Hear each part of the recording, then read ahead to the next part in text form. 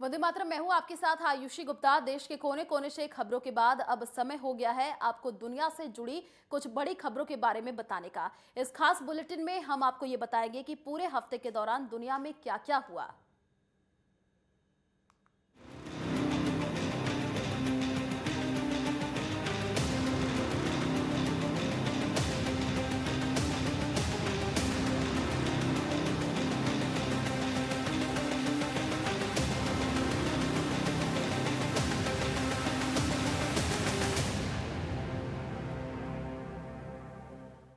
अरुणाचल प्रदेश के तवांग सेक्टर से सटे बॉर्डर पर 9 दिसंबर को भारतीय और चीनी सैनिकों के बीच झड़प हुई थी। सोची समझी साजिश के तहत 300 चीनी सैनिक यांगसे इलाके में भारतीय पोस्ट को हटाने पहुंचे थे। चीनी सैनिकों के पास कटीली लाठी और डंडे भी थे, लेकिन भारतीय सैनिकों ने तुरंत मोर्चा संभाल लिया। सूत्रों के मुताबिक झड़प में चीन के ज्यादा सैनिक घायल हुए हैं। देखिए रिपोर्ट।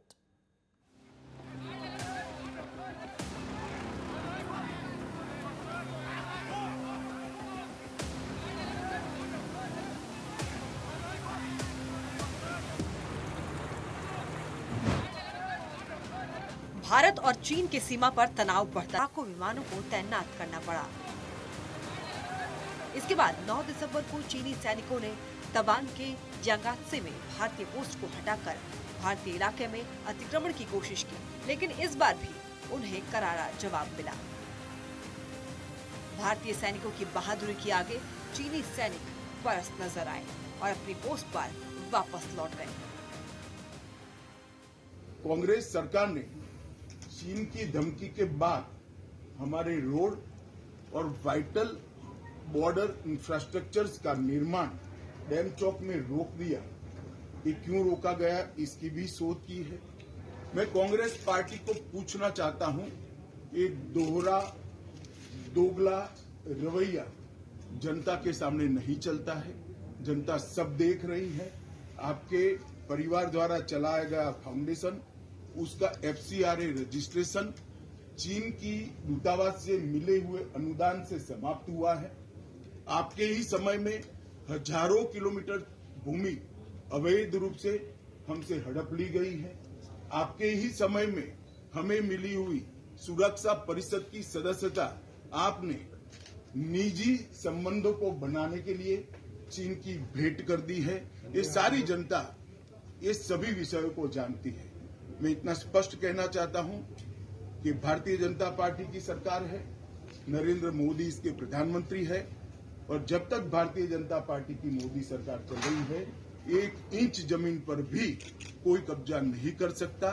कल अपनी सेना के जवानों ने जो 8 की देर रात को और 9 की सुबह को जो वीरता दिखाई है, मैं इसकी भूरी भूरी प्रशंसा करता हूं।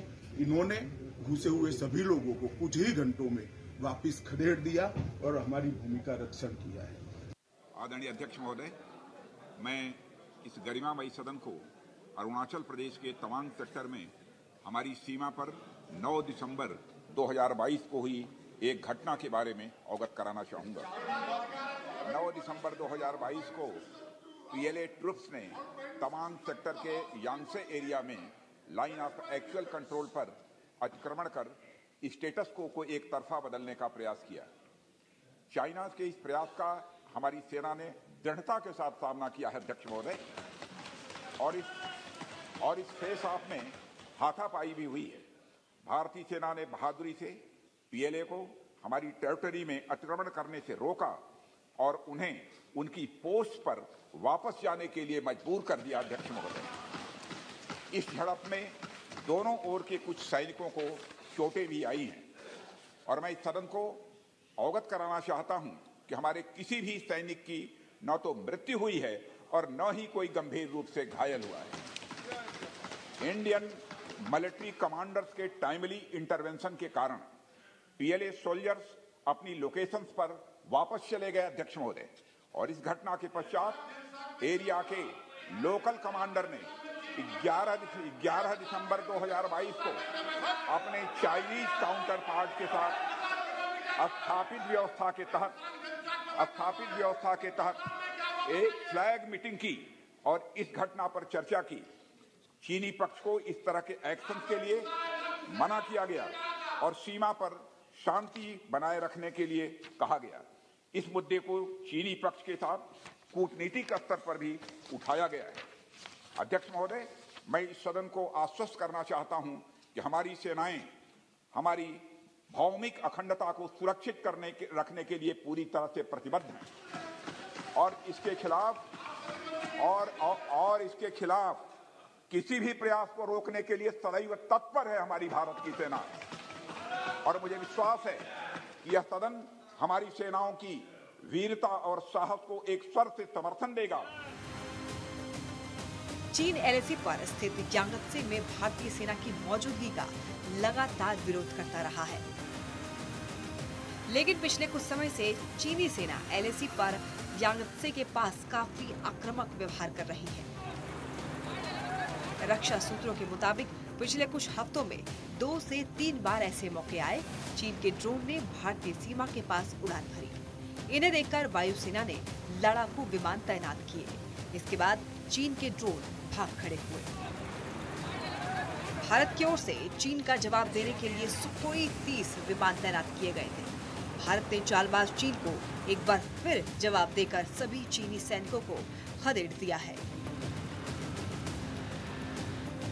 कुल मिलाकर चीन को हर स्तर पर भारत जवाब दे रहा है और ये गलतफहमी चीन की भारत का जांबाज सैनिक दूर कर रहे हैं, क्योंकि ये 1962 का भारत नहीं है, ये 2022 का भारत है जो जवाब भी देना जानता है और अपनी सुरक्षा भी करना जानता है। Bureau report, network 10।